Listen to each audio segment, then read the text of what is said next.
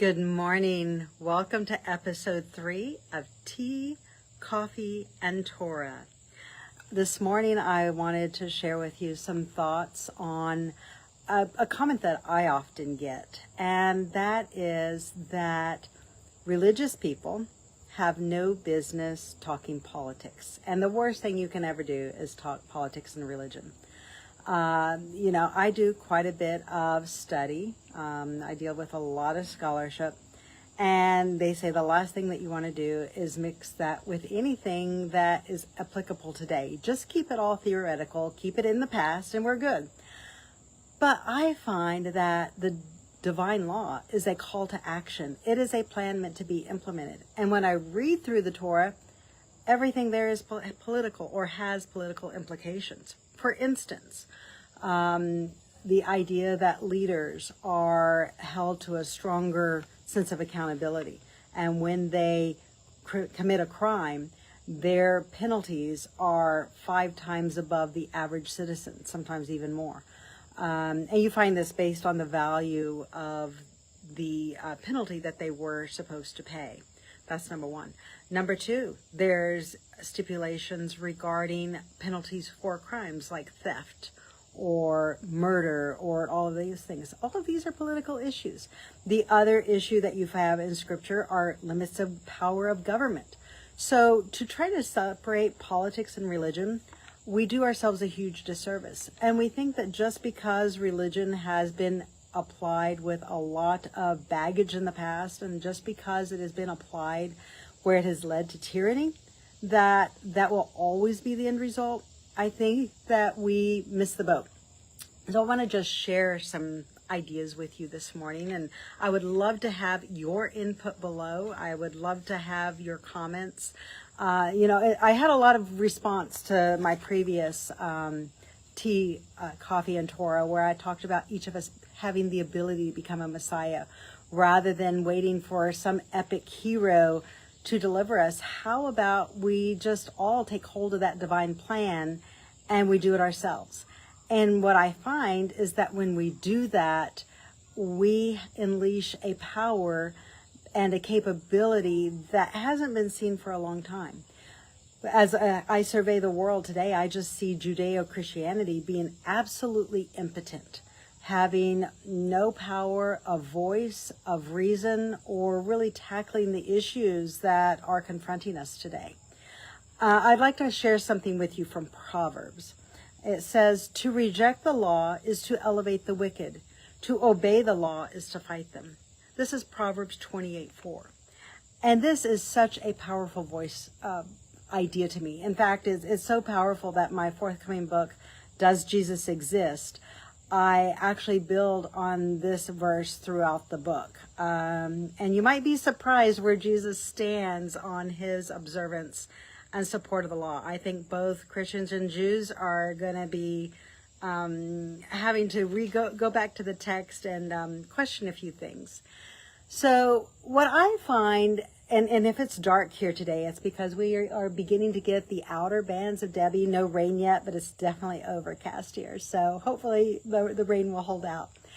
But what I find is that we grow weaker and weaker because we are unwilling to talk about our issues. The very things that divide us, we just do the Southern thing and sweep them under the rug. We are afraid that if we enter into an open dialogue, that it will lead to fracture rather than unity.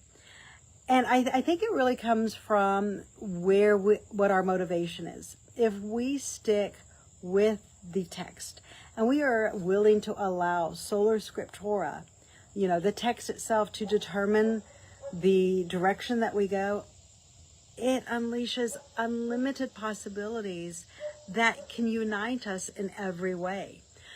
I'd like to kind of share an example that I faced in my own life. I have a friend who has sexual abuse in her family, and the allegations came forth when the woman was an adult.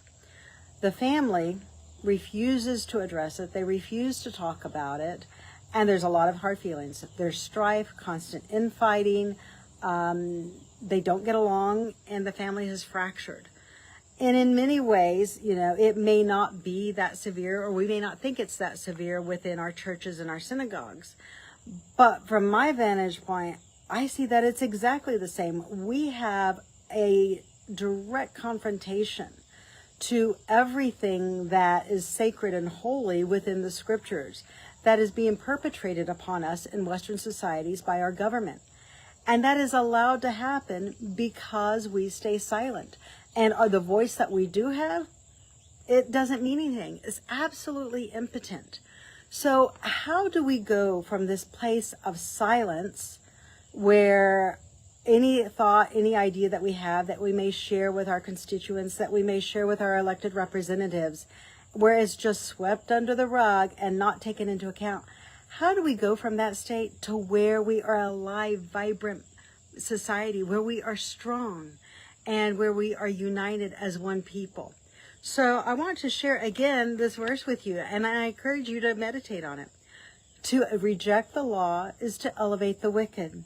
To obey the law is to fight them.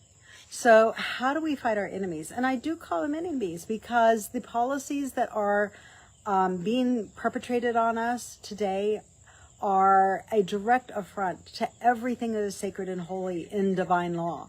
And it makes us weak. And that, I believe, is, I don't know how many of you read Sun Tzu or read different historical documents, maybe Machiavelli, the Prince. But what you find in each of those is that there are strategies for subjugating a people.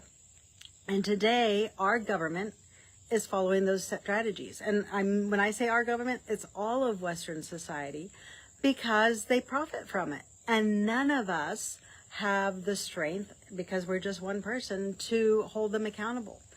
And it's going to stay this way as long as we remain one of us. But there's something that they know.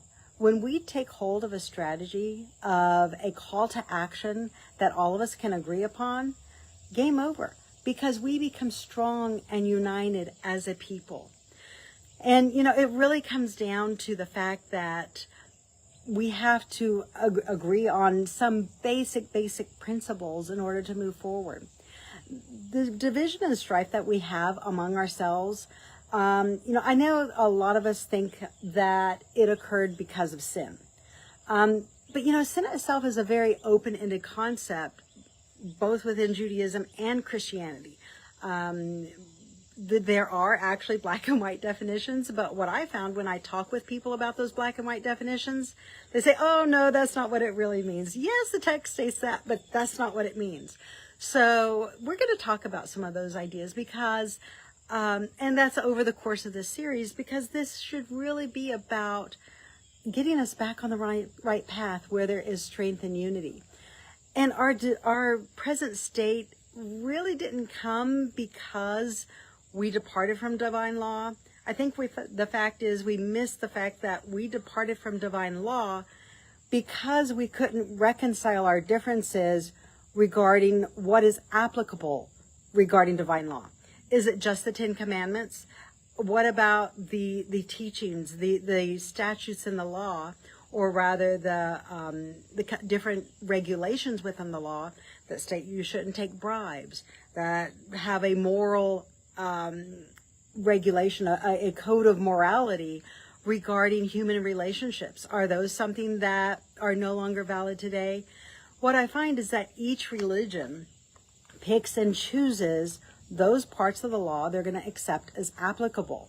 This is considered relevant. This is considered something that is okay for today and something that can function for society, while something else is considered out of date. We've progressed beyond that.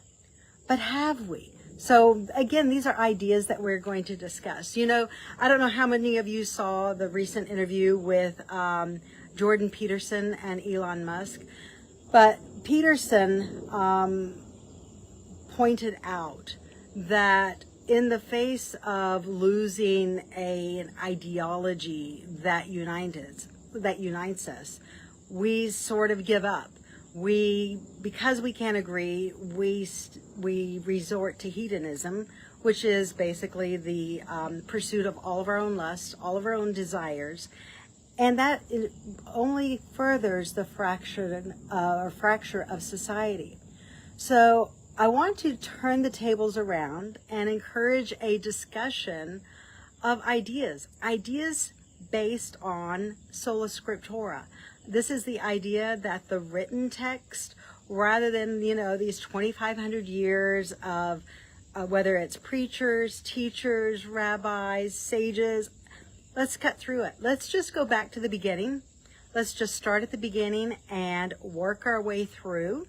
And I think we're going to find a lot of ideas that are relevant for today. Even though they're written anciently, I think we're going to find that we can embrace them and that they enlighten our path.